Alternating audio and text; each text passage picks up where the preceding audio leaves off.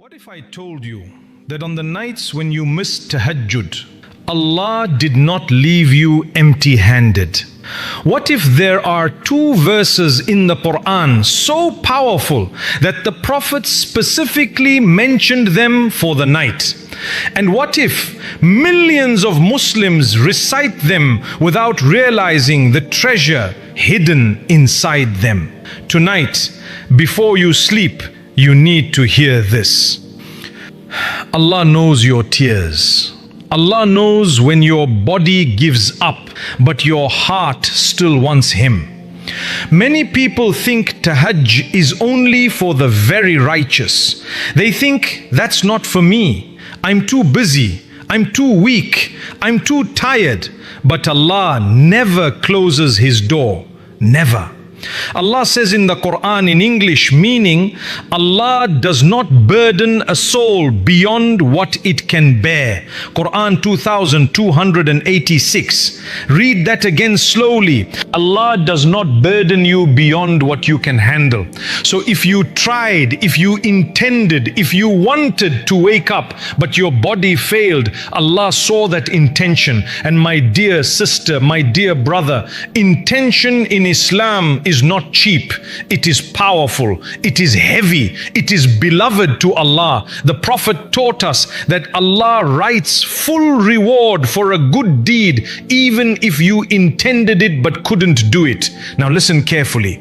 Tahajjud is special, no doubt. It is the prayer of the night, the time when hearts are soft and sins feel heavy. Allah describes the people of the night in the Quran, meaning they used to sleep but little at night. Quran 517. But Allah also knows not everyone can be like that every night. So Allah, out of His mercy, placed comfort inside His words. These two verses we will speak about, they are not magic words. They are not a replacement for effort. They are mercy for the sincere heart. Many of our mothers are exhausted. Many women in America are carrying families, jobs, children, stress, loneliness. Many men are drained, silently fighting battles no one sees. You fall into bed saying, Ya Allah, forgive me. I wanted to wake up, and sleep takes you. Do you think Allah ignores that? Never. Allah is more merciful to you than you are to yourself. Allah says in the Quran, meaning say, O my servants who have wronged themselves, do not despair of the mercy of Allah. Quran 39:53. Do not despair, not because you missed a prayer once, not because you overslept, not because life overwhelmed you. Despair is from Shaytan. Hope is from Allah. These two verses were revealed at a time of hardship. They were given as relief, as ease, as light at the end of exhaustion. And the Prophet himself told us their value, not to reduce worship, but to lift broken hearts. Some people chase long nights but forget presence. Others cry for Allah with two sentences and shake the heavens. Allah looks at the heart. Allah looks at sincerity. Allah looks at the struggle. And let me tell you something very important, especially for my sisters listening. Allah does not love you more because you suffer. Allah loves you because you turn back to Him. Even with tired eyes, even with a weak body, even with a whisper. So when we talk about these two verses, we are talking about Allah saying, I see you. I know your limits. I know your intentions. These verses are not new, but their weight is unknown to many. 99% of Muslims read them without realizing what Allah placed inside them. And when you understand them, when you read them slowly, when you feel them instead of rushing through them, something changes in your heart. Stay with me, because in the next part, we will begin opening these two verses gently, one by one, and you will see how Allah placed night worship, forgiveness, protection and mercy inside words so simple that even a child can memorize them, but so powerful that angels respond to them. Let me slow this down with you, because these words are not meant to be rushed. These two verses come at the very end of Surah Al-Baqarah, the longest surah in the Quran. After laws, after stories, after commands, Allah ends with mercy. It is as if Allah is saying, after all that I ask from you, come here, sit, breathe. The Prophet said in meaning, whoever recites the last two verses of Surah Al-Baqarah at night, they will be sufficient for him. Sufficient, that word is heavy. Sufficient for protection, sufficient for reward, sufficient for comfort, sufficient for what your heart needed that night. Now listen to the first of these two verses in English. Meaning, not fast, slow. The messenger has believed in what was revealed to him from his Lord, and so have the believers, all of them. Believe in Allah, His angels, His books, and His messengers. We make no distinction between any of His messengers, and they say, we hear and we obey. Forgive us, our Lord, to you is the final return. Quran. That is, this verse is not shouting commands. It is not listing punishments. It is a conversation of faith. It is you saying, Ya Allah, I believe even when I struggle, even when I'm tired, even when I fall. It is you saying, I hear you and I try, not perfection, trying. And look at how it ends. Forgive us, our Lord. Not reward us, not give us, forgive us. Because deep down, every sincere heart knows its own weakness. Many people in America carry guilt quietly. They smile on the outside, but inside they think, I'm not enough. I keep failing. I keep repeating the same sins. This verse gives you words when you have none. You don't have to explain everything to Allah. He already knows. You just say, forgive me. And then comes the second verse. Listen carefully. This is where Allah speaks directly to you. Allah does not burden a soul beyond what it can bear. It will have what it has earned, and it will bear the consequences of what it has done. Our Lord, do not hold us accountable if we forget or make a mistake. Our Lord, do not place on us a burden like that which you placed on those before us. Our Lord, do not burden us with what we cannot bear. Pardon us, forgive us, and have mercy on us. You are our protector. So give us victory over the disbelieving people. Quran 2286. Tell me honestly, is this not the language of a tired heart? Do not hold us accountable if we forget, because we forget, we miss things, we mess up. Do not burden us with what we cannot bear, because sometimes life feels heavy, too heavy.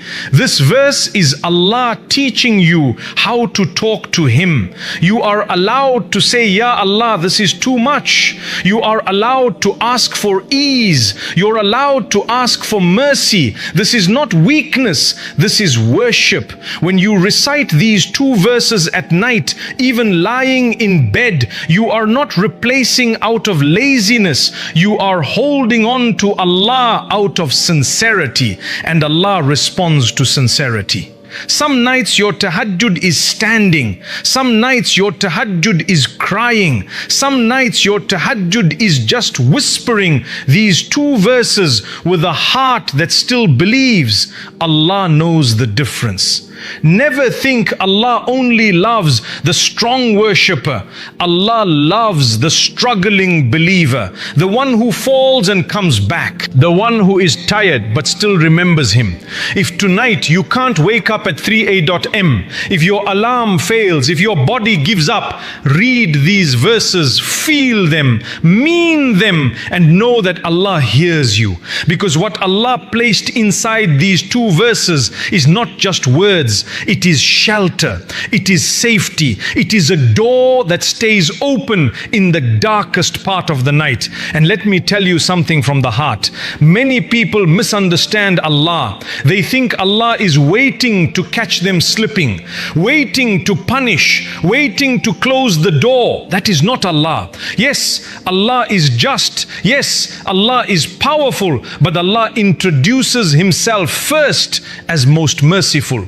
If Allah wanted perfection from you, He would not have created weakness inside you. Weakness is not an accident. Tears are not a mistake. Struggle is not a sign of rejection.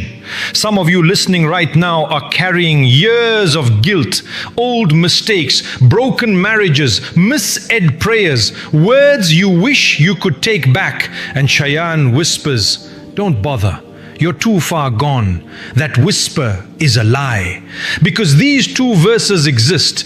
Allah Himself taught you to say, do not hold us accountable if we forget or make a mistake. That means mistakes are expected. That means Allah already knew you would fall. The danger is not falling, the danger is walking away. I once met a woman who told me, I stopped praying because I felt fake. I kept failing. I said to her gently, you stopped praying because you were failing. Prayer is not for the perfect. Prayer is for the broken. If prayer was only for the strong, none of us would qualify.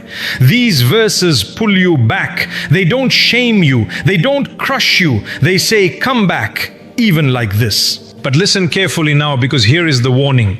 Do not use Allah's mercy as an excuse to delay. Mercy is not permission to drift. Some people say Allah is forgiving and then they walk further away. That is dangerous. Allah's mercy is meant to pull you closer, not make you careless. These two verses are a gift for the night, but they are also a reminder for the day. They remind you that life has a return to you, is the final return. One day we will stand.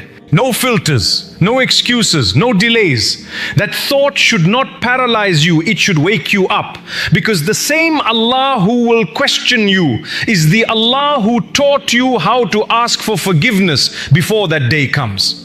Some of you are surviving, not living. You wake up tired, you sleep tired, your soul feels dry. You scroll, you distract, you stay busy, so you don't feel the emptiness. But emptiness is a message. It is your soul saying, I need Allah. Not later, not when life slows down. Now these two verses, when read with presence, reconnect the heart. They remind you who you belong to. They remind you that Allah is your protector. And protection is not only from enemies, it is protection from sin, from despair, from losing your way. If you truly understood what you are saying when you read them, you would slow down. Our Lord, pardon us, forgive us, and have mercy on us. Pardon removes the record. Forgiveness removes the sin. Mercy replaces it with goodness. That is how generous Allah is. But here is the truth many don't like to hear. Love for Allah requires response. You cannot keep ignoring Him and expect peace. You cannot keep pushing Him aside and expect light. These verses are not a replacement for effort forever. They are a bridge, a mercy for the weak moment. Use them to get back up. Use them to soften your heart. Use them to return, because there will come a night when sleep will not come. A night when regret feels loud. A night when you wish you had taken advantage of the doors Allah kept opening. Don't wait for that night. Let tonight be different. Let these words sink deep deeper, because what Allah wants from you is not exhaustion, it is closeness. And closeness begins with honesty. In the next moments, we need to talk about how to recite these verses, how to feel them, and how to let them change the way you stand before Allah, not just at night, but in our life. My heart really worries about one thing, that many good people are too hard on themselves. They remember every sin, every mistake, every wrong turn, but they forget Allah. Not forget Him completely, no, they forget who He is. Allah is not looking at you the way you look at yourself. You look at your past, Allah looks at your return. You look at your weakness, Allah looks at your effort. You look at how many times you failed, Allah looks at the one time you got back up. That is why repentance is not humiliation, repentance is honor. To say, Ya Allah, I was wrong is not shameful, it is brave. Some of you are carrying anger toward others, toward yourself, old wounds, betrayals, words that cut deep, and it is poisoning your heart. Listen to me gently now. Forgiveness is not saying what they did was okay. Forgiveness is saying, I refuse to let this destroy my soul. When you ask Allah to forgive you every night, how can you hold others hostage in your heart? When you want mercy, learn to show mercy. Forgive not because they deserve it, but because you deserve peace. These two verses teach you balance, fear and hope, effort and mercy. They remind you that Allah is close, not distant, not cold. Allah hears the whisper before the words come out. Some of you pray with your lips, but your heart feels far. That distance hurts, but distance is not fixed. It changes with one sincere moment, one tear, one honest dua, one night when you stop pretending to be strong. You don't need long speeches with Allah. You don't need fancy words. Allah understands broken language. Allah understands silence. Sometimes the most powerful dua is, Ya Allah, I don't know what to say. But you know, trust is not built in one night. It grows slowly, day by day, fall by fall, return by return, and Allah loves that journey. But let me say this clearly, because love sometimes needs truth. Do not delay repentance thinking you have time. Time is a loan, not a promise. Many people plan to change later. Later never came. The door of repentance is wide open now, but one day it will close. Not to scare you, to wake you, because urgency does not cancel hope, it gives it meaning. Every night Allah gives you another chance, another breath, another opportunity to come closer. And when you read these two verses, you are saying, Ya Allah, I am still here. That matters, that counts. Do not underestimate small acts done with sincerity. A quiet night, a tired heart, two verses read slowly, that can change a life. Some of you think closeness to Allah means never struggling again. No, closeness means when you struggle, you run to Him, not away. You cry to Him, not about Him. You trust Him even when answers are delayed. Allah is not ignoring you. He is shaping you. He is softening you. He is preparing you for something your heart is not ready to understand yet. So please, don't give up on yourself. Don't walk away because you feel unworthy. Unworthiness is exactly why we need Allah tonight and every night. Come as you are, messy, tired, hopeful, scared. Allah already knows and He is still waiting. Because what Allah wants from you is not perfection. It is a heart that keeps turning back to Him again and again.